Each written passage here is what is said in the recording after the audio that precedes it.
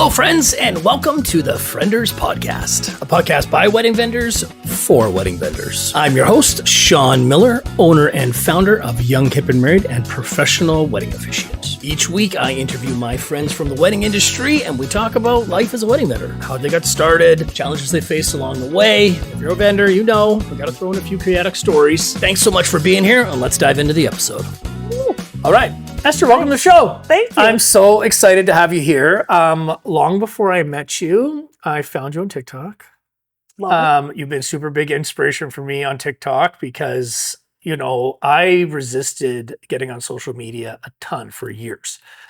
And TikTok was kind of where I started posting because I could hide. I was like, oh, no one's really on here and I could post on here. And then I found you and I'm like, look at it. It was the video, that first video I saw of you was your bride on the wakeboard. Nice. Which I'm sure is probably one of your most popular posts. That was just such an awesome video.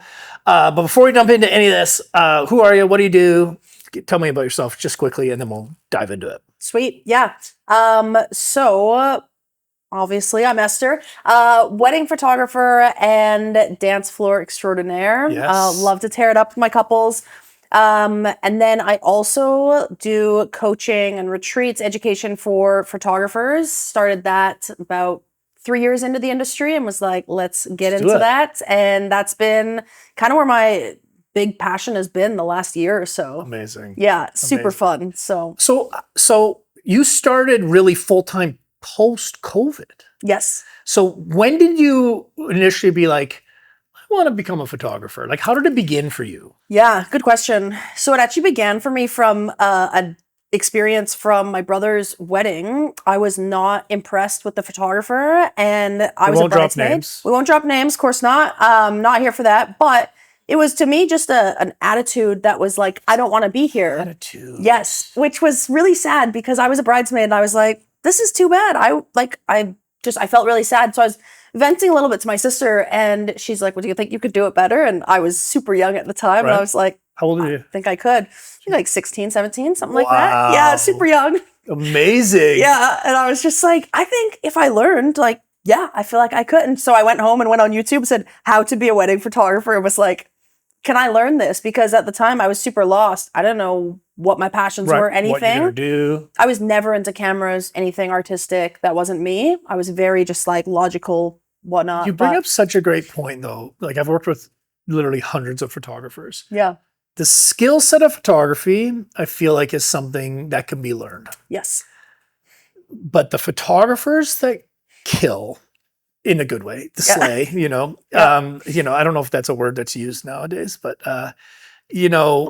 are the ones that have the right energy. Yes. Because when you make your couples feel comfortable, which I've seen some of your work, which you absolutely do, you get their authentic selves. Yes. And when photographers are spending so much time on the technical side of things, and as you mentioned at was it your cousin or your brother's wedding? Yeah. Have a bad attitude. Yeah. It's hard to want to smile and feel good. You're kind of smiling, but you're not enjoying yourself and you're not getting that stuff. Yes. So it's interesting that you approached it from an energetic side. Yep. Before you approached it from a technical side. Yes. Okay, so you're young, you're like, energetically, you're like, I could do that. Energetically, I could bring that. But then you got to learn the technical side. That's the thing. Yeah. So the energy for me, I think, was something obviously that didn't need to be learned, but I knew how I wanted to make people feel. And that's where I get most of my referrals is they're like, I remember how Esther made me feel. I have an engagement shoot tonight. He was a groomsman for a wedding last year. Right. He texted me, he said, hey, I don't know if you remember me and my girlfriend were engaged now. And he's like, the way you made me feel posing as a groomsman was amazing. He said, I told Amanda, I need her. We're having her. And because so many people don't like getting their pictures taken because they're not comfortable in front of the camera. Yes. And no one's ever made them feel comfortable either. So that's the thing. You bring up such a great point in that the photographer's job is not just to take a great photo. Yeah. It's to make the subject feel comfortable in front of the camera so that you can get the good photo. Yes.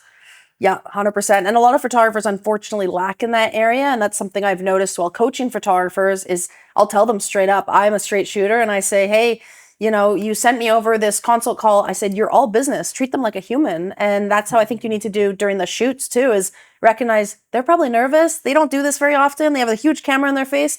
I crack jokes. I say random stuff. I'm very unhinged. I don't know what I'm going to say, but it gets them actually laughing. And then they're like, wow, that was actually fun. And I'm like, that's what I like to hear at the end of a shoot, right? Yeah, right. Where people are having a good time, because then you're going to get their authentic selves and be able to get those pictures. So circling back, you go on YouTube. Yeah. How to become a wedding photographer. Yeah. Right. How does your journey evolve? Yeah, good question. So YouTube was an amazing tool. People ask me if I got a degree. I'm like, yeah, from YouTube University. That's how much I consumed on there. And it's all free, and I didn't have much money then. So I was just like, you know what? We're going to go with this. So that was the first piece. The second thing is, I remember in high school, my French teacher did photography as her side hustle in the summers.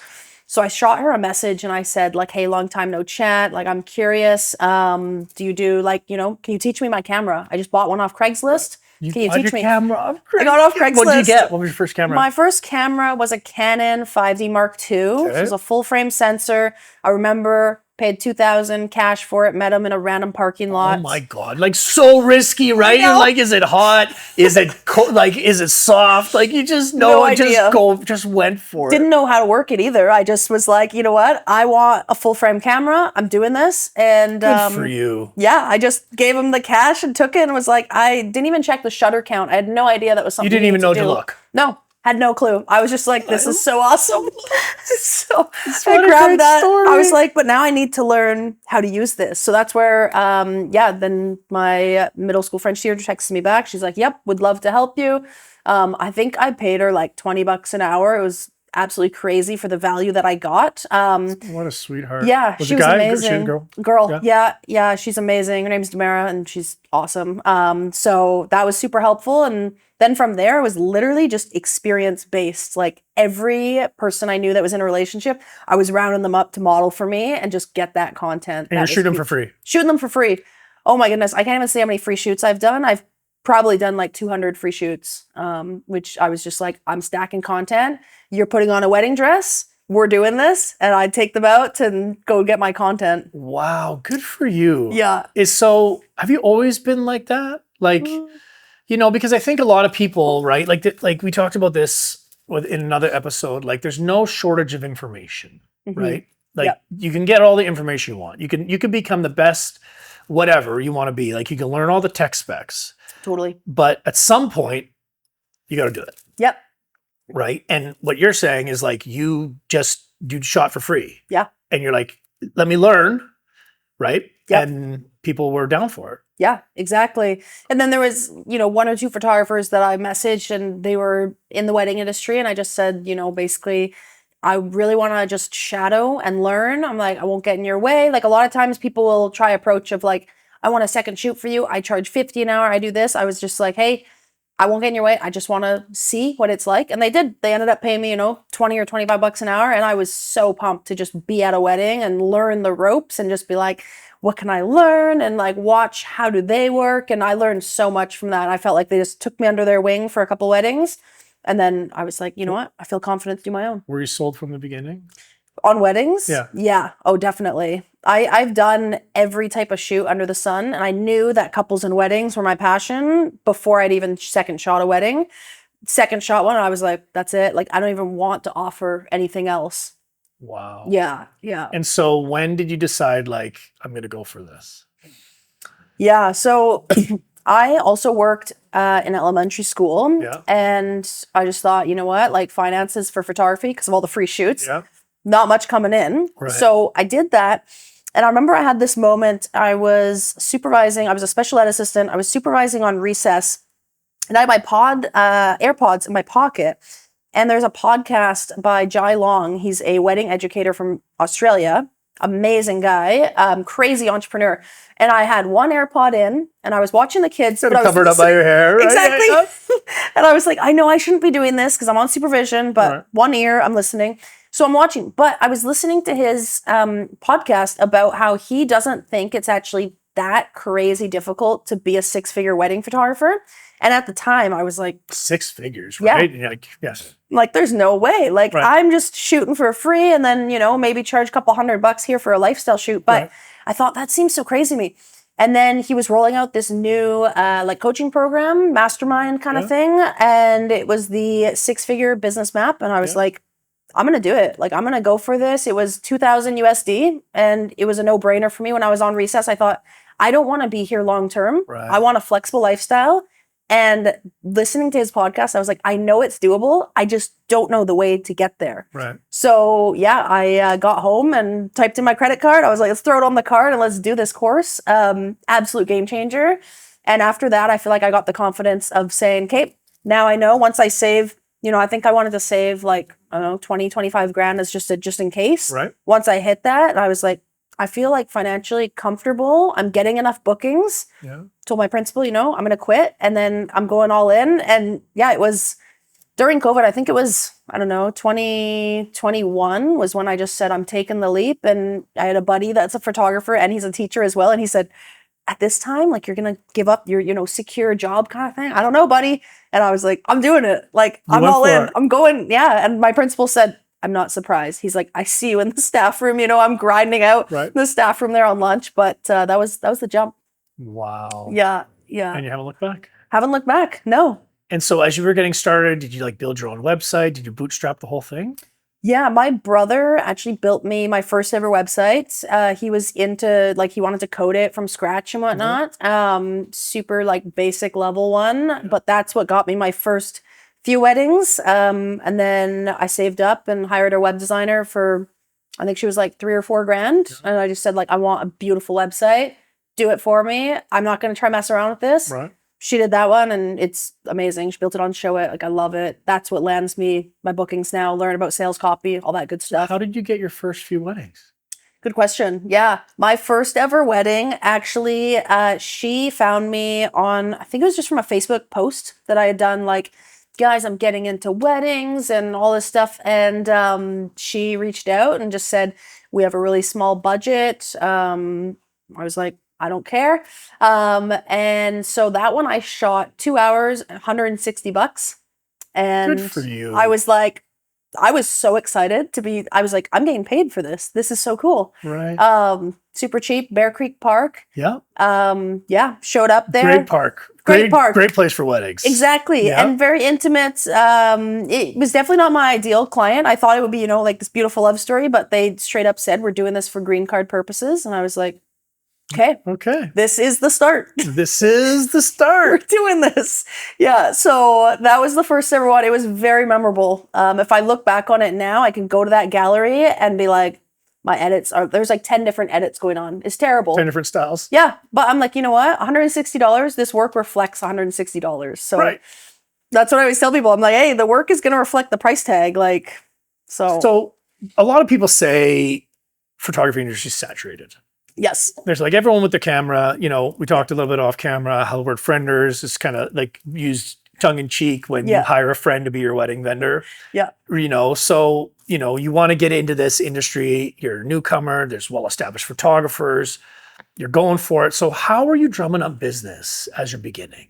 Like, how are you going about, like, are you doing Google ads? Are you like you said, posting on Facebook? Like, like you really sounded like you hustled. So how did you drum up business at the start? Yeah, it's a really good question. And I think that's the one thing that is the most asked question I get from younger photographers that want to get into it. It's like, how do you do it in the beginning? Right. And the first thing I'll say is it is not easy. Like, it is such a freaking grind. It's crazy. I actually wasn't running any paid ads until I surpassed that 6-figure mark. Then I was like, you know what? Let's look into some ads and see, is that going to work for me? Until that point, I will only ever recommend that people do just organic traffic. So I would say I was pretty split on social media, 50% and 50% word of mouth referrals, people I know, that kind of thing. Some of the connections were super random. It was people like, hey, I went to high school with your cousin or whatever, but it's because I was putting so much on my personal page saying, this is what I'm doing, I'm passionate about this. Then they would just remember me and shoot me a random message. Hey, I'm getting married on whatever. Like, I became known that wedding photography, like, I eat, breathe, sleep wedding photography. That's how people know me. didn't care about, putting it out there and whatnot. But I think a lot of people hold back of like, I don't want to put this out here and be spammy or whatever. I just didn't care. And that's when everything changed, when I stopped caring. Like, who cares what, that random person you met 2 years ago thinks if you're posting too much wedding photography content. It doesn't matter. So again, were you always like that? Like unapologetic in that way? I think so. I think that starting a business pushed me even more out of my comfort zone to just be like, I need to own it and just, this is who I am. This is what I'm passionate about. And I just knew if I kept grinding and posting like crazy, I was posting on Instagram, Facebook, TikTok was like the last couple of years, I would say more consistently, but Facebook and Instagram were like, that was my bread and butter for about 50% of the new weddings I was getting, as they were just typing in Vancouver wedding photographer. And I would come up there because I was posting so much on there. How much were you posting? I was posting, I remember for the first year, like for sure once a day, I was putting out a new post, and I had Static a lot of post, content. Story, reel. Static post to start. Stories became a lot more popular in like the last couple of years, I'd say. But at first, like static posts were where it was at. And I would put up new content of that. I would make my marketing plan and say, okay, these are the 7 posts I'm doing for the week. I'm sure I, would chuck up stories as well, but those were like my priority.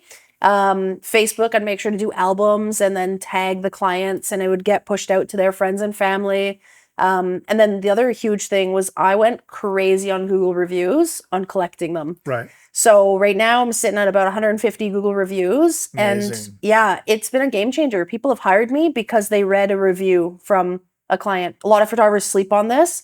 It's a game changer for me. And I would say, hey, I'll shoot you a $20 Starbucks card. Can you do this review? Right. Because if I didn't incentivize them, I'd just not hear back from most of them, right? Yeah. People need something, what's in it for me type deal. So yeah, and I think you do have to go out of your way. And, that practice of like, people say, oh, you're paying for reviews. But again, they're giving you something for free. Yes. That is going to greatly enhance your business. Yep.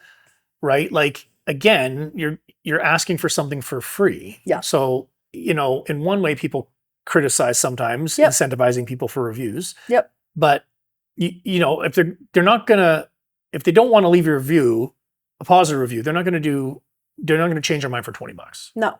Right? Like it's an authentic review Yeah. that you're just incentivizing. 100%. And to be honest, I think of oftentimes when it comes to how am I going to plan out my business, what's going to bring me in sales, is I think about what would I do? And when I get an email, I got an email the other day from, I pay for QuickBooks for bookkeeping. And I got an email that said, will you fill out this review? And I click on it and it said, you can get a $25 card and it had 5 different spots. And I was like, yeah, obviously I'm going to do that. But if it didn't have that, I was ready to hit delete. And then I saw the 25 and I'm like, oh, that looks cool. Right. So I clicked on that and I did it. But if you didn't have a positive experience, it's not like you would leave a positive review for a $25 card. No, definitely not. No. So I think that I would criticize it too if I was like, bribery. And I'm like telling the clients, hey, I'm going to give you $1,000 for this. Like, sure, that's different. But $20, like, no. I think that's a really smart play. Collecting reviews has been a game changer for us as well, and we try to collect them as much as we can. We don't, but what you're saying, especially as a new photographer, like you need to get your name out there. Yeah. What do you think it is that causes new photographers to shy away from putting themselves out there? I think it's 2 things. I think it's imposter syndrome, and I think it's also fear of rejection. That when you're a creative, and I'm sure a lot of photographers can relate to this, it's a very vulnerable thing to put your art out there. It's almost like walking out onto the streets naked. Like that's how it feels when you're putting your art out there, especially when you're new. It's like, I don't know what people are going to think about this. I think it's good, but like, I don't know if they're going to like my art. So I think that fear of rejection of somebody else on the internet seeing it and being like, that sucks, or I don't like that, or whatever it is. It comes from just insecurities from within us of like, what if they think that? And yeah, imposter syndrome is very real. I still, to this day, compare myself to other photographers. And when that starts happening, I see this one in like Utah. She does amazing stuff, has like 300K followers. And I was like, I need to just unfollow because this isn't healthy for me to be comparing. So I go ahead and do that. But I think it boils down to those 2 pieces of why people won't put themselves out there. And I think the piece that helped me is I just said like, so what? There is going to be people that don't like my art. That's good. But that's art. Yeah, exactly. I'm Right? like, that's good. Like some are going to love it, some are not. Right. Yeah.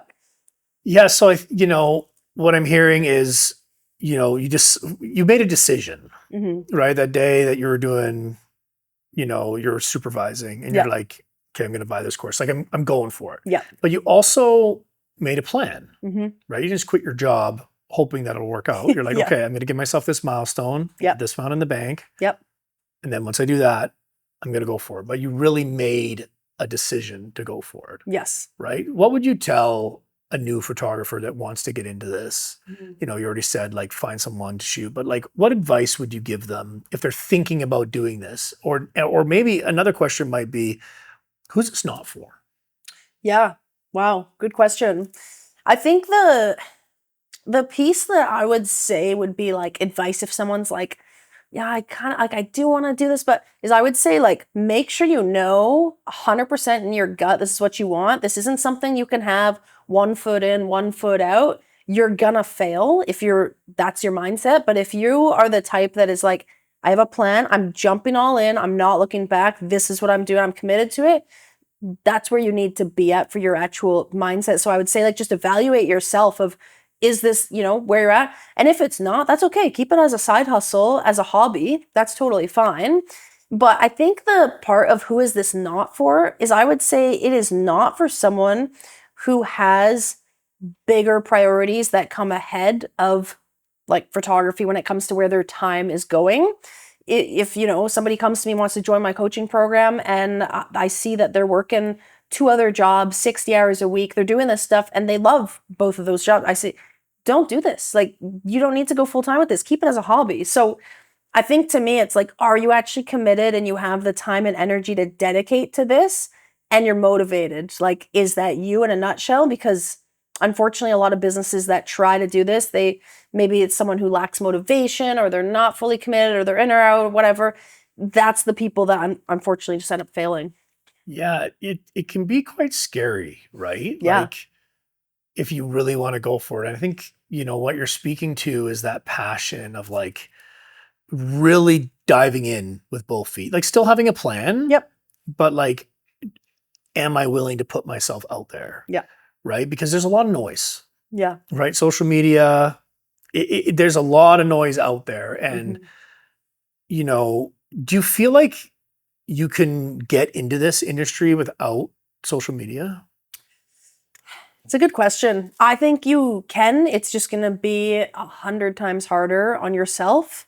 There is a lot of people that just hate social media. They're like, it's not my thing. I don't enjoy it. I'm like, hey, you're digging yourself a hole. It is an amazing tool that can make or break your business.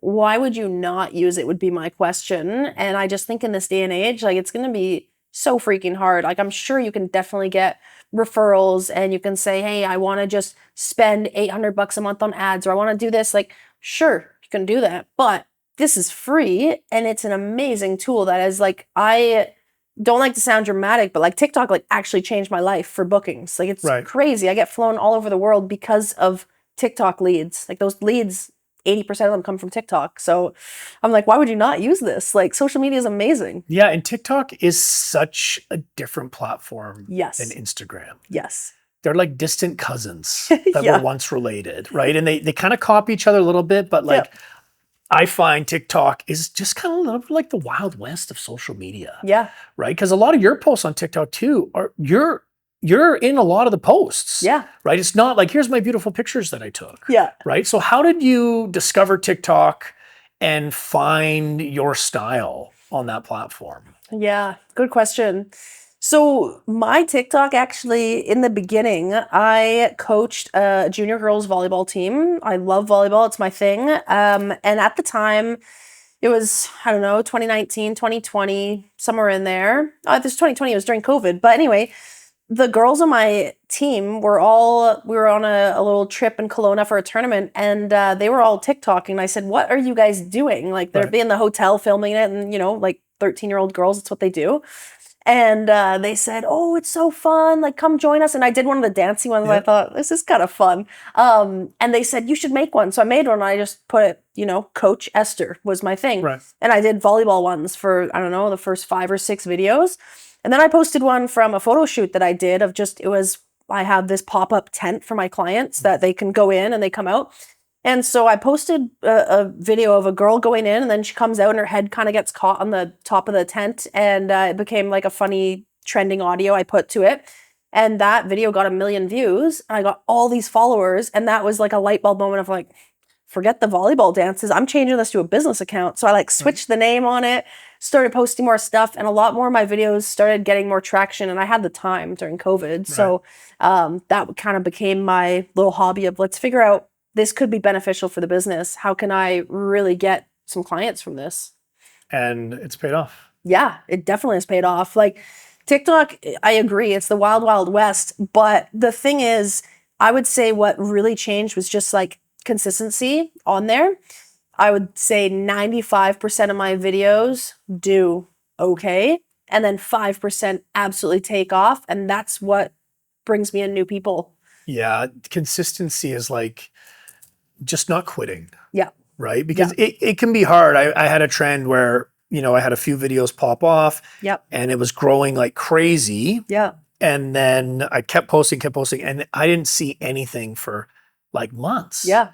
Totally. It just kind of went like I was going from like high number views, growing by like 5,000 followers a month, growing. And then I kept posting, and then it was just like petered off into nothing. Yep. And I kept going, and then I just kind of gave up. I was like, well, this isn't working. Yeah. And then realizing though, but if I would have just kept at it, yeah. You got to be consistent. Yeah. What type of advice do you give to people? So for me, yeah. So like seeing success on TikTok, Yes. had videos in the hundreds of thousands of views, requests to fly to places like Italy and Florida and do all this sort of stuff. And then getting discouraged because all of a sudden it's like, did I get shadow banned? Like, what is happening? Like, how do you go from 750,000 to 250? Totally. And you're like, what is going on with this app? Is this broken? Like, what's happening? Literally. Like, what do you tell people? Yeah, it's a really good point. And, I've been there. I get it. So I think it was frustrating for a while too. I had a point where I was losing more followers than I was gaining on TikTok. And that's what happens like when you have a super viral video. Crushing. It is. And, for a little bit it can be, okay, I'm going to just like take a step back. And for advice wise, what I usually say is, and what works for me is I just dive into, okay, I'm going to look, I have these, 10 videos that they all did really well. What do these things have in common? What was working? What were people liking? What are they commenting about? Can I make some videos that maybe would relate to that? That's kind of whenever I'm feeling like discouraged, I try to think of that. Okay, what successes came from that? Can I do maybe a series or something off of that? And the second thing that I would say is just, that's unfortunately the name of the game with TikTok is a lot of videos are going to be okay. And then people see the success and they think, why isn't every video doing this? Like, well, it's the same me. Like, what's going on here? Right. And I think, unfortunately, a lot of TikTok just is random success. Like, people say, how did you get the 15 million views on this? And I'm like, I swear it's random. Right. Literally, like, it's so random sometimes that I'm like, what I've noticed is just if it's something like different and unique, like that usually does well. But then if I'm like trying too hard to do something different, it'll get 200 views, right? So I try to just really evaluate those success pieces, and then I just keep on grinding, as frustrating as it is. Last, I would say 100 videos that I've done haven't surpassed 5,000 views. That's okay. Yeah. I'm just like, I'm going to keep grinding because one of these is going to take off, and I know it's just a matter of time. Yeah. So I'm like, I'm just going to keep on grinding and putting stuff out there and see what sticks. I feel a little bit like pulling a slot machine. Yeah, right? 100%. Like, cha-ching, another video. Cha-ching, another video. Yeah, which that cha-ching is your time, right? Because you're like, hey, I'm not putting money into it like a slot machine, but it's my time. So it is actually like, right? Yeah. It's such a tricky thing. Yeah. But it is true. Like, I've been doing weddings. It'll be 16 years in September. Wow. And, I've had a lot of demons when it comes to social media, right? And it's surprising because I've had a lot of success, married a lot of couples, built a great team, but there is something around like, okay, here, I'm going to put myself out there to the world and go for this. And when you're not getting the results you want, the temptation can be just to stop. Yeah. but consistency, right, is, Yep. but again, a couple, like, when you start getting those big numbers, Yeah. that you want to see those big numbers all the time, Totally. right? But again, sometimes, like, I was looking through my TikTok a couple days ago, Mm-hmm. and there's videos that I posted that I didn't think did very good, and then Right. I was like, oh wow, this one's like got over 5,000 views now, and it's got like 100 comments or like 56, and you don't know because somehow that video pops off again, and then we've had that too, where a video's been posted, did okay, Yeah. kind of disappeared, and then all of Right. a sudden it's like whoop, it just kind of takes off. Like, Yep. it is a real, for me, like a psychological, it's challenging psychologically Sure. Yeah. to do, Definitely. right? Yeah, it is. And it can be also just you're like, okay, I'm riding this high from all these views and whatever. And then it's like, boom, like you're done. You're cooked. Like, Right? yeah, which that's where it gets frustrating. Like And you it's said, hard a lot not of to people take drop off. personally, Yeah, exactly. right? You're like, is it me? Am I doing Yeah. something wrong? Do people not like me? What's Yeah. going on? Everybody hates you now. Right? It's so funny, but it truly is a game changer, Mhm. right? Because you get a global audience, Yes. right? And yeah, it's a major game changer, getting out on social media. So you start to post, you got your website built. Yep. Now you're booking some weddings. When did you really, was it after the course that you really started to see the success come in for you? Like, how long did that take? Because you've done a great job. There's many photographers, in the short amount of time you've been in the industry, like, you've really been able to build something incredible. Like, what do you credit your success to? Yeah, it's a good question. So I think a huge part is that, that course was huge.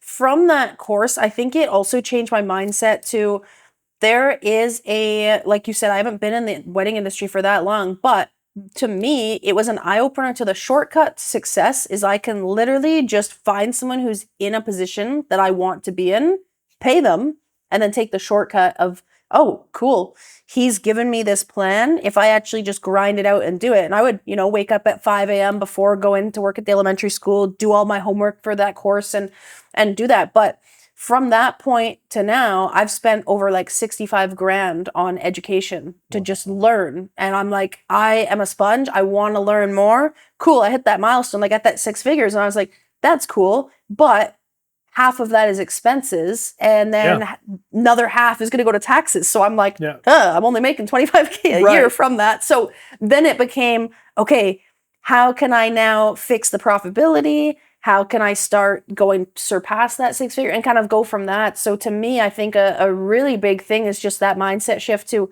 I can pay somebody who's in the position I want to be in and get that shortcut, or I can spend 10 years or more trying to figure it out myself and not even have guaranteed success. That's a maybe. Maybe it'll work if I, try some different things out. But I was like, I'm young. I want to do this now. Like I want a family in the future. I want to do my grind time now. So I have that flexible lifestyle when I am a mom one day.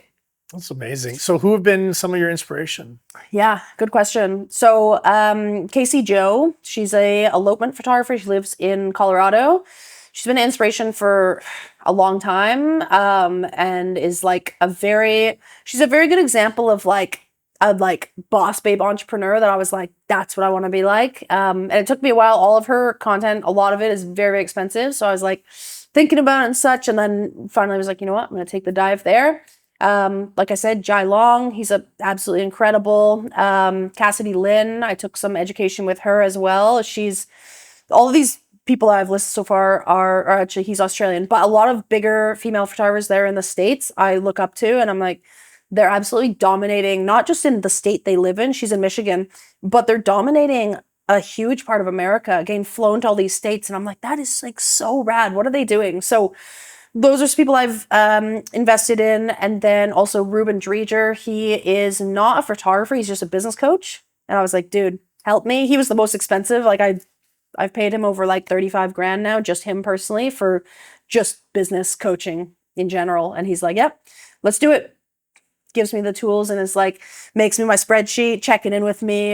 That accountability is huge. So I think those are kind of the main people. And then my brother, I don't pay him, but he's a business coach and helps me out a ton as well. So That's amazing. yeah, so a lot of people in my corner that have helped a ton. Like people say, "Oh, you're successful. You've done this and whatnot." I'm like, I have my group of people that have been like huge. But you've also chosen to invest in Yes. yourself. Yeah. And that's a common theme I hear a lot, right? Is like invest in yourself. Yeah. Right. But it can be scary at times, right? Totally. To spend that type of money. You're like, oh, this is like this is a huge portion. This is like my entire salary for the month. And I'm gonna give it away to someone. So what drew you to that? Like what do you think it is that made you willing to take that leap? Yeah. It's a good question. I think for me, the biggest thing was because I had zero knowledge in this prior, is I thought this would be foolish if I didn't take this jump of faith and say, I'm going to go for it. Because I was like, I literally don't know what I'm doing. Like, I felt like I was like juggling all these balls and I'm like, I'm going to drop all of them and have nothing if I don't actually find people that can help me. So I think that was a big thing. And then the other one was that I was so confident that this was going to work, of if I go and work with some different people, I was like, I know my work ethic, because these courses are great, but if you sit back and do nothing, then you've wasted that month's salary on that because you sat back and did nothing. They're not going to do it for you. But I think, I just knew my work ethic and I was like, I know it'll work if I jump in and pay these people what they're asking. I know it's going to work. So I think that was kind of my mindset, I guess, when it comes to that. So when do you make the shift? Like, what was your inspiration to go from photographer to get into this educational side of photography? Because a lot of people would say, like, you're new in the industry, like you're going to teach, this sort of stuff. So where do you decide, like, this is an element that I want to do? Like, and how do you go about that? Yeah, good question. So basically for that element, I wanted to make sure that like I had my ducks in a row first before I tried to like dive in and be like, this is what I want to teach. So I think that was a really big piece for me, was I made sure, okay, business wise, things are looking really good. I feel super confident. I'm not like, struggling anymore. There's, I just was like, I feel really good. And I thought I want to focus on some things that I know are my strong suit to start teaching before I get into, this was before I started hosting all-inclusive retreats and one-to-one coaching and all those things. Is I just said, I want to make a couple courses that I know I'm really strong in. So I made some about posing. I made some about client experience. I made some about editing, like just stuff that I was like, I can teach this. Like, I know I'm not the top of the top, but I know I'm several chapters ahead of people that are struggling in these areas that I used to struggle in. What was the first course you launched? My first course was Couples Posing Academy. Okay. Yeah. I first had it as titled as Say Goodbye to Awkward Photo Shoots. And I was like, nah, I need to change this. So I was like, Couple Photos Academy is a good name. It was awesome. And I hired one of my buddies that's a videographer, and he helped me get all the good videos together. And it was a grind. Where'd you host it on? Kajabi. Kajabi. Yeah. Yeah. And then do you use Stan? What do you use in your, what do you use in your, do you use Linktree? Stan, what do you use in your social media links? Social media links, I just was using links for a bit for people to just find different stuff. Oh, yeah. Is that, like, do you use a program for that? Yeah, so it's links with 2 eyes. Oh, it's links with 2 eyes. Okay. Yeah. We use Stan, which has been pretty good, but and so you can have, your link for your website, your courses. Can you sell courses through there? Yeah, well, people can just head to the website like on Kajabi, and then they can see the different things. Right. But that was kind of like initially the stuff I wanted to do, and then since then kind of pivoted a lot more to just I like doing more personalized offers, where then the one-to-one coaching on Zoom and the retreats came into play. And I was like, I like this a lot more. Like, courses are cool for passive income, but I found they just weren't like personalized enough that I could say, I can for sure get you results. A lot of people will just buy it and not do anything with it because it's, $150. So they're like, whatever. But if they come to a retreat, they're paying $5,000. They're going to put their all into that. Can you still do the Couples Posing Academy, or is it gone? No, I still have it. You still have it? Yeah. Do people still buy it? Nope. Isn't that funny? I'm just like, I haven't been marketing it either. Right. So I'm just like, you know what? I like my high ticket offers. I want to run with that. But yeah, I haven't been marketing it much. But I went back and like saw a little clip of it the other day, and I was like, oh, that was so fun. Like, yeah, it's. So when did you do your first retreat? My first retreat was 2022. Wow. Yeah. Good for you. Yeah. And you know what? I lost $10,000 on that retreat. But you went for it. I went for it. I was like, okay, this kind of What'd you learn? sucks. I learned that my ticket price was way too low. Right? So I learned that. I also learned that I need to do a way better job of, I ran expenses like before having everything, but I just was like not factoring things in of like stuff can go wrong, or, oh, this dress rental that I thought was going to be $50 actually 400, or, oh, this couple I thought the flights were going to be 200 to bring them in, it's actually 6. Like I wasn't thinking. I was just like, oh, I can estimate on some of these things of what it normally would be. Terrible idea. And then I also just like went crazy on some different add-ons. I was like, I had a live saxophone player. It was like $900 for that. There was no need for a live saxophone player. For a photo shoot? What do you mean? Well, it was like for like the retreat. So I thought, oh, the girls will like that during dinner as like entertainment. Oh my but God. it was like, and the saxophone player, I met her at a wedding I was shooting, and she was awesome. So I just messaged her. But my cousin still roasts me for that because she was my assistant at the retreat, and she was like, why did you hire? And I'm like, I don't know. I just thought this would be a cool surprise for the girls. The girls didn't really care. No one was really paying attention. I was like, oh, that was like $1,000 that I just like drained. So for you. yeah. Oh, frig. It was crazy. So you lose 10 grand on Yeah. the retreat, and then you decide to do it again. I know. Isn't that crazy? Well, yes, and like, you know, I think it really says something about the type of person you are. Like, we didn't know each other that well. Like, I found you on TikTok originally, and then we had the privilege of doing the Engage show with Genev, which was amazing. Yes, 100%. And then we got to do that round table that Shia filmed, which was super fun. Yep. And, hearing about all this, but, like you really have like a willingness to just throw paint on the wall Yeah. and see what sticks. Yeah. And I think it's a real testament to your character in the sense of like, that could be soul crushing for some people. 100%. Like, I just lost 10 grand. I'm never doing that again. Yeah. Like, that was dumb. You lose 10 grand. You're like, okay, let's try it again. I know. I literally like launched it the next week after this when I just lost 10K. I'm like, let's do it again, but I'm going to change things. Good for you. Where does that come from, you think? It's a good question. I feel like I've always had just a really like big work ethic that I'm a bit like stubborn in that way of, I'm like, no, I lost 10 grand, but this will work. I know that there's a better way. So yeah, I think it's a little bit of like feistiness in me that I'm just like, nope, I'm going to try this again and go for it. And I think that's always been the case. Like even when I worked at Starbucks, I was like, can I get overtime shifts? I would be like pitching my photography business through the drive-through. I'd be, I was doing sales for my brother too. I'd be like, hey, do you need your house painted? I run sales for that. And like one of the regulars there, he was like, Esther, what the heck? But you know what? That regular I was 16 when I started working at Starbucks. That regular, I'm shooting his wedding. It's his second marriage. I'm shooting it this summer. And I'm like, you know what? He said, hey, you'll never guess I'm engaged. I was like, this a regular is a from Starbucks. Yeah, lead. Like, it's crazy. So, what a story. Yeah, yeah. What a story. So what drives you? Like, where does this come from, right? Because you're very ambitious, obviously very driven, don't seem to take no for an answer. Yeah. But not in a bad way, right? Like you're really making a go of this. And I think those character qualities, they're pretty rare, right? So where does that come from? Yeah, it's a good question. It's tough. I feel like a lot of my motivation for my business is that I just was like, I really don't want to work a 9 to 5. Right. Like I knew that in my core, and I didn't actually realize how difficult it would be to run a business, to have cash flow happening. Like, you're unemployed till you get your next clients. You're kind of like, I need to make this happen. So there's almost this like need of then once I took that plunge, and I'm like, I have rent to pay. I need to get food. I need gas. Like all these different things. It's like it's a do or die. Like you have to do this. And so I think a really big piece of that motivation was that I knew like I really don't want to work a 9 to 5. So that was a big piece of that. But yeah, like it's just I feel like ingrained in me at the core. Like my brother, I have a big family. One of my brothers is an entrepreneur.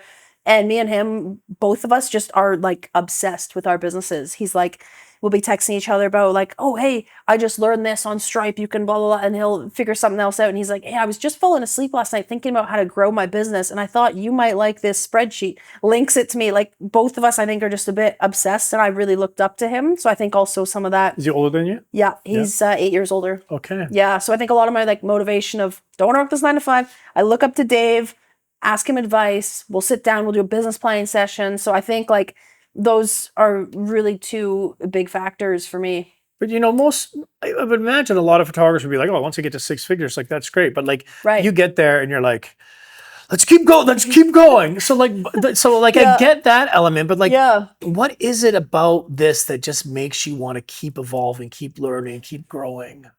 Yeah, it's so tough because I mean, I'm like, it's really hard to pinpoint why I'm just not okay to like settle and be like, this is good. Because I'm like, I make enough to live off of, Right, but I'm yeah. like, I really want to just like keep on, grinding. Like you said, like a lot of times to be like, sweet, hit this milestone. Yeah. But I don't know. I feel like it's just my personality that I'm like, I need to like keep going. Like I remember one of my first ever business coaching calls with my coach that I had hired is I was like, Ruben, how can we hit 1 million? And he's like, oh my goodness, like we haven't even like done 1,000 sales together. Like what's going on? But I think it's like, it's a mindset thing. Of like, I want to do the best I absolutely can. And if I feel like I'm just coasting, that drives me crazy.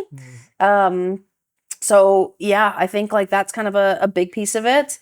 I also think like I'm a very like dedicated person, but I also think like my faith has a play in my business that I'm like, I constantly am like praying like, God, like bless my business, get like help me out. And I'm like, I also just feel that I'm a very like spiritually connected. I'm like going on. So yeah, I think like that's kind of just me as at the core. And I'm like, we're going to keep on going. I'm driven. Like I want to do this. So And what is it about photography though that lights you up so much? Because it's obvious you're very passionate about it. You're teaching it. You're trying to help other photographers be successful. Yeah. What is it about this modality that is your chosen path, right? Because it sounds like you definitely have like the heart of an entrepreneur. Yeah. The ambition, the drive, but you could pick any path, but but you chose photography. Yeah. What is it about photography that lights you up so much? Yeah, I chose photography. I think the biggest thing for me that lights me up is how stoked people get about good photos of themselves. I know how I feel when I see a really good photo of me. I'm like, oh yeah, that's awesome. Like I've had so many branding photographers that I've worked with, and like that feeling of that's an amazing photo. I think that was like a huge piece for me is I didn't really care about the nitty gritties, technical, manual mode, whatever. I didn't really care about that. But it was like, yeah, how can I get people amazing photos, make them feel great? And I also think to me, it's like, it seemed almost like a no-brainer because of my personality and like people feel drawn to me. A lot of people say like, oh, like we just, like as soon as you pulled out your camera, like we felt comfortable and at ease. So I think to me, it was like, okay, this is clearly something that I can run with and I can do, and it's going to go well. But yeah, I think it just felt right that, hey, I'm making people feel good. I can get them amazing photos. And then weddings was like, I've always loved weddings, attending them. I've been to so many as a kid. I was like, that would be super cool if I can work and go to one kind of thing. And now you get to go to them all the time. Exactly. I think if I was not a photographer, I would have been a DJ. I think I'd be an amazing DJ. You probably would be. Yeah, right? But keeping you off the dance floor might be the challenge. It's true. Someone's like, where's the DJ? Keeping you behind the keeping you behind the DJ booth. True. Where's the DJ? Oh, she's on the dance floor. She's in the middle of the circle. The next song. Yeah. So that style that you have, like when you're at a wedding and on the dance floor. Yeah. What type of reactions do you get from the guests and the couples? They're always so shocked, and everyone thinks I'm so drunk. And I rarely drink at weddings. Like I'll have like one drink, whatever, casual. They're like, hey, do you want a glass of wine? Yes, great. Everyone thinks I'm like crazy drunk because I'm not actually a good dancer. I just do whatever I want with my body. And it's just like, I'm like going crazy. It's like, it's the kind of moves like people would be embarrassed to do at like a high school dance. And they'd you're be doing like, them sober while working. exactly. At weddings. And People absolutely love it, and they always remember it. And I've heard, I hear whispers usually like, is that the photographer? Like they're like so confused because a lot of times, yeah, I will be in the middle. I'll be doing the like little country line dance with everyone else, and people are just surprised, or no one's on the dance floor and it's only me. And people what's are the looking. reaction from the couples? They love it. They absolutely love it. They're always so excited. And then they see on my social media that like I dance with couples. So sometimes they'll say, I can't wait till you're going to dance with us at our wedding. I'll always do something fun with the bride. I'll lift her up or I'll twirl her, dip her, whatever, do something kind of fun. And they always love it at the end. They're like, thank you. Like you were an amazing photographer, but we love that you partied with us. And they're always like so excited that I did that. And they're like, you feel more like a friend. So to me, not only is it fun and I want to dance with them, it's also just an amazing business tactic of relationship piece. They're like, she danced with us. Like, obviously we're going to refer her to our friends, or obviously we're going to write an amazing review or whatever, because it's not just about the photos. It's, the experience. And I'm like, that's part of the experience. Like, I would say half the weddings, my feet are killing me after a 12-hour day. I'm so gassed. I don't necessarily feel like dancing. I'm kind of like, oh, why do I market that I dance with my couples? Right. I'm exhausted. Now they're going to be disappointed if you don't dance. Exactly. I'm like, I just want to go hit a McDonald's drive-thru and go home. But I can't. So I'm like, I'm here. And sometimes my assistant will be like, oh, why do you always put this on TikTok? Because now they expect it.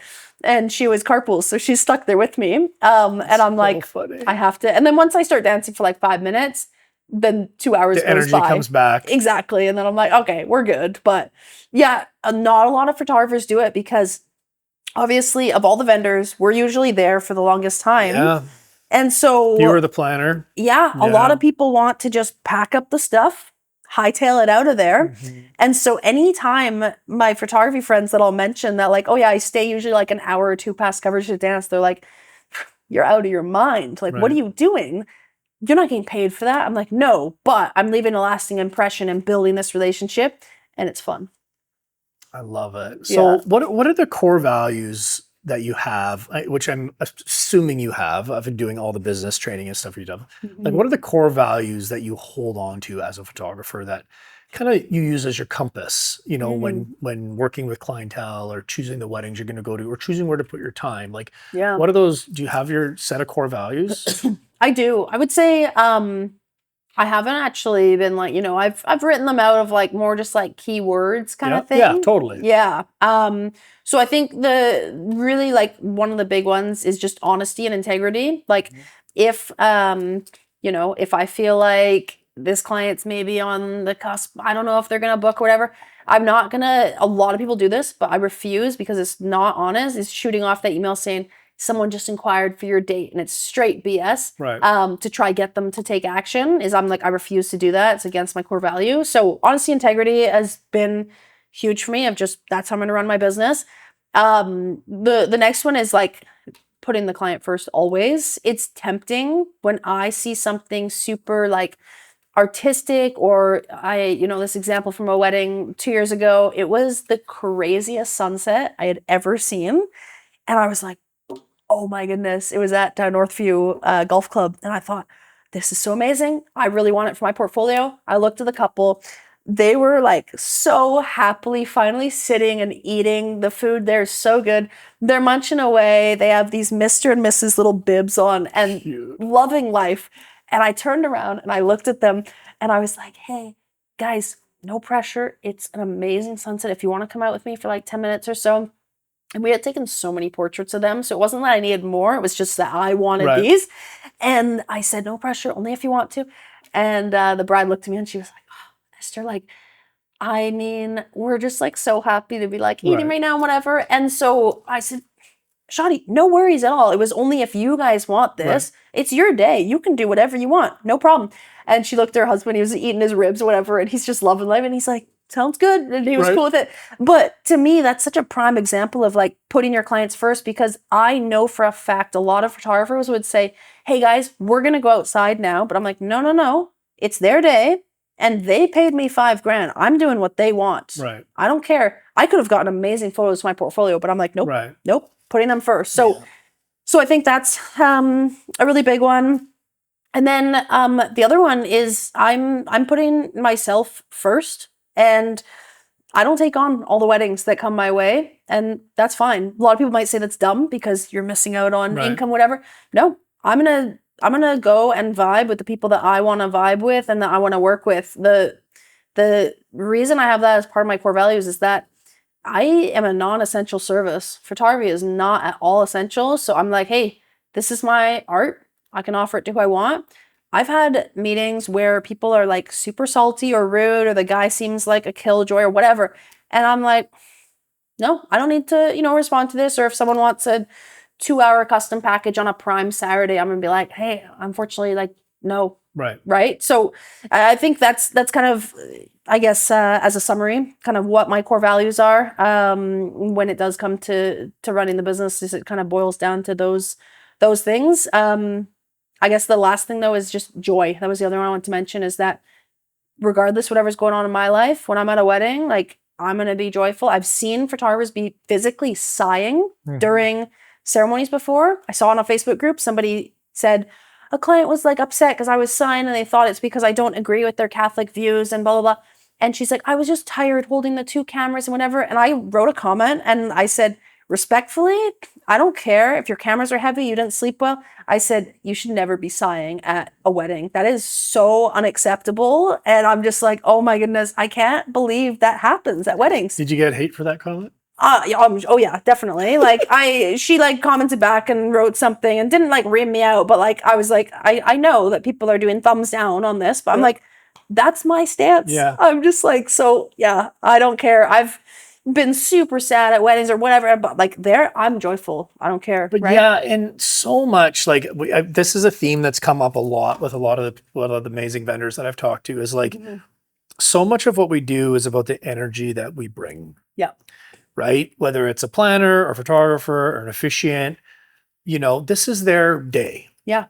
Right. And yes, it can be challenging because it becomes routine, right? Like this is our job. Yes. This is what we do. Totally. And sometimes we got personal shit going on, or we didn't sleep great, or we're maybe not feeling well. Yeah.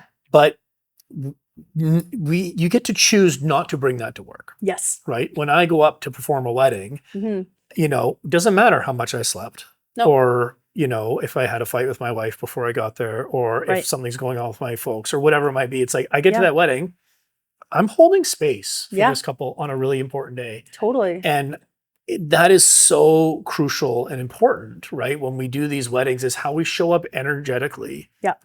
Is really key. And I've definitely see that trend in the industry, is like the vendors that are willing to put their couples first, regardless of what's going on personally. And it's a delicate balance of authenticity and professionality. Yes. Because, in a lot of ways, we're performers. Yeah. Even yourself. It's true. Right? Because you bubbly, outgoing, engaging, pulling them in. You may not feel like doing that. No. At certain days, but we do it anyway in service of our clients. Exactly. And it's this industry, especially wedding specific, is so much about how we show up energetically for our clients. You can be amazing officiant, amazing DJ, musician, photographer, planner, right? You can have all the technical side of things, but what we bring energetically to our couples really services them in a beautiful way. Yes. Right. And again, with this concept of friendors, when we're dealing with other vendors and stuff like that, I've worked with some very prickly photographers. I bet. And man, it is a challenge. Yeah. And you can see the couple being like not having that great a time because their photographer is like barking at their 2-year-old. Yeah. Right. Like, stop doing that. Or like they get in an altercation with a parent, and it's like, no. No. I know. And it's crazy to me that happens, because to me, I'm like, is this not common sense to, treat them? It's like one of the best days of their life. Like, treat them well, treat them as a human. Yeah. I just can't comprehend that bad client experience. Like, I'm just like, what is with this negative? Like, sometimes I just want to say to other photographers I've seen when I'm a guest and be like, hey, go get rid of that negative attitude and then come back here. Like, I can't understand it. It's crazy. Yeah, I think, it has to do with the heart that we bring, right? Yeah. And I think as much as, we do this for a living, this is our job, this is how we pay our bills. Yeah. You also don't do this work, or you shouldn't do this work unless you really love it. That's a good point. Because we're a service-based industry, right? And it's not like, especially the forward-facing clients, right? It's like, if you're a cake maker, like your cake shows up, looks good, tastes good, on time, do all the things, it's great. Yeah. Right? Like that dynamic relationship of like getting along with your baker, not too important as long as it shows up and looks beautiful and all that sort of stuff. But the photographer, specifically officiant as well, planner, these are your core vendors where relationship is so key. So we got to wrap this up. So who's your ideal client? Yeah, good question. So my ideal client, I would say first and foremost, is fun. They are a fun-loving couple that they're like, on my wedding day, it is just important that we enjoy ourselves, we have a fun time. I would say the next kind of characteristic is most of the time, like my best clients are in their early 30s. They're like pretty established. They're professionals. They're like, hey, they're not getting married super young where they have no budget kind of thing. They want to pay about $5,000 to $6,000, good quality. They want quality over quantity. And then I think the next one is just that they are very much we're going to hire the best of the best vendors. We're not going to DIY stuff. It's very rare I even shoot DIY weddings. They're just like, we want to hire professionals and they're going to do a really good job and we're going to trust them. That I think is pretty much who my ideal client is. And a lot of times they come to me and say like, we don't care what poses or this, do your thing. And I can pick up on that from my Zoom consult. And I'm like, perfect. You're my people. Let's book you in. Cause I do limit my bookings just because of my coaching retreats. So try to stick to like maxing at 30, 25 I'd say is even better. But, if a really good inquiry comes my way, I'm not going to say no. They're hard to turn down. They are, right? especially when they're cool. I know. I had a couple wanted to fly me to Disney World. Oh, nice. To do a wedding at the Grand Floridian. Yeah. And the weekend they picked, I already had like 3 weddings booked that weekend. Oh, shoot. So I couldn't do it. But man, that was a hard one. That would have been so sweet. They were going to get married at the pavilion. They have an actual wedding chapel at the Grand Floridian at Disney World. Oh, it was going to be. You're amazing. Like, I'm going to blow off. They're so hard to go. I definitely think one of your core values, I've heard you say it so many times, is fun. And that's one of our core values. Young to be married is like fun. Yeah. We want to have a good time. Totally. And there's a lot of couples that are just very like serious and a wedding is like, nope. Like, and I'm just like, hey, I'm not your girl because I'm going to be doing goofy stuff or whatever, running around barefoot through the grass to get your photos. Yeah. That's not going to vibe with a very like somber, put together, that kind of thing. We haven't done a wedding together yet, I don't think. I've done with your team, just not with you personally. Yeah. Hopefully we get an opportunity soon. I know. Esther, where do people find you? People find me, oh my goodness, where do they not find me? You can click on any app, Facebook, TikTok, Instagram. It's all Esther Moerman photo. And I am posting like a madman. I have people all the time say I can't even keep up anymore with the content. But any app you open, you'll find me there. Good for you. Yeah, website's Esther Moerman photo. So. Yeah, we'll have to do this again. There's so much I wanted to talk to you about and ask you that we did not get to. Nope. We'll have to save it for another episode. Yeah, the 6-hour episode. Thank you for coming. Appreciate having you. That was amazing. Shawn. Thanks so much for listening to the Friendors podcast, the podcast by wedding vendors for wedding vendors. I'm your host, Shawn Miller, signing off. If you enjoyed this episode, it would mean the world to us if you would follow, subscribe, and perhaps share it with a fellow wedding vendor who could use some inspiration or simply a good laugh. Want the Friendors podcast to come to your city? Drop us a comment below and let us know. Until next time, keep learning and keep creating amazing weddings that feel better than they look. See you in the next one.